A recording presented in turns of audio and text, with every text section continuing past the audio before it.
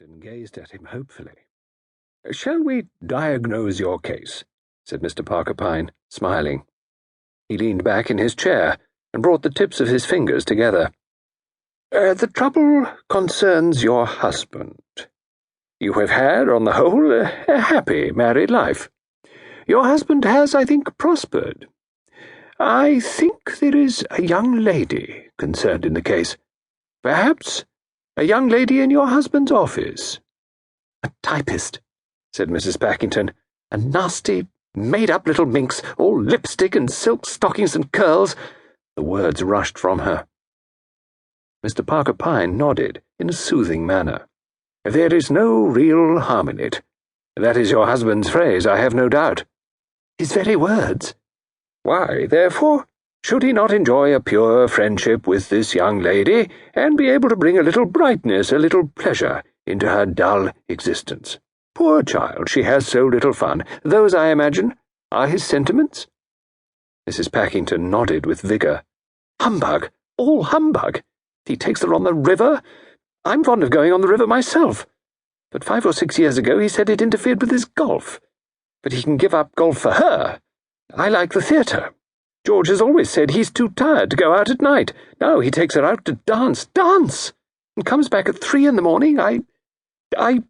And doubtless he deplores the fact that women are so jealous, so unreasonably jealous when there is absolutely no cause for jealousy."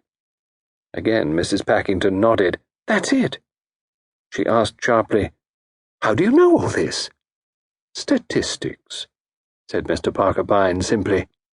"I'm so miserable," said Mrs. Packington. "I've always been a good wife to George.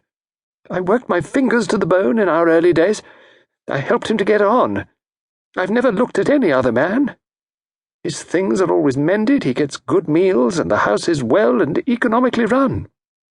And now that we've got on in the world and could enjoy ourselves and go out a bit and do all the things I've looked forward to doing some day, well, this—" She swallowed hard.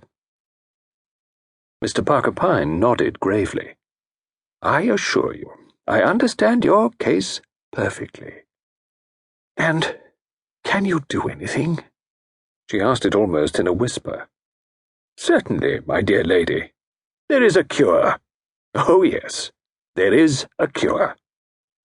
"What is it?" She waited, round-eyed and expectant. Mr. Parker Pyne spoke quietly and firmly.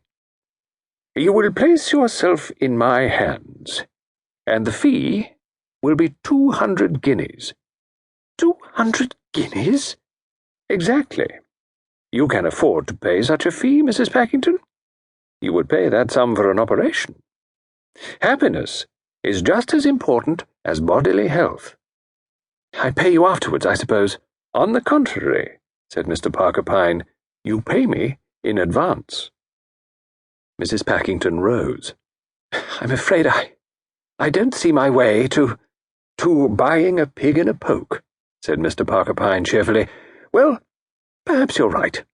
It's a lot of money to risk. You've got to trust me, you see. You've got to pay the money and take a chance. Those are my terms." 200 guineas? "Exactly, 200 guineas. It's a lot of money. Good morning, Mrs. Packington. Let me know if you change your mind." He shook hands with her, smiling in an unperturbed fashion. When she had gone, he pressed a buzzer on his desk. A forbidding-looking young woman with spectacles answered it. "A file, please, Miss Lemon, and you might tell Claude that I am likely to want him shortly." "A new client?" "A new client. At the moment she has jibbed, but she will come back.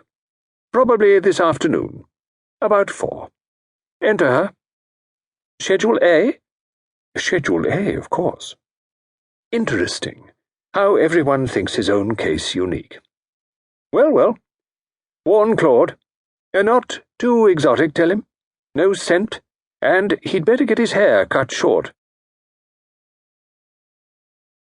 It was 4:15 when Mrs. Packington once more entered Mr. Parker Pyne's office.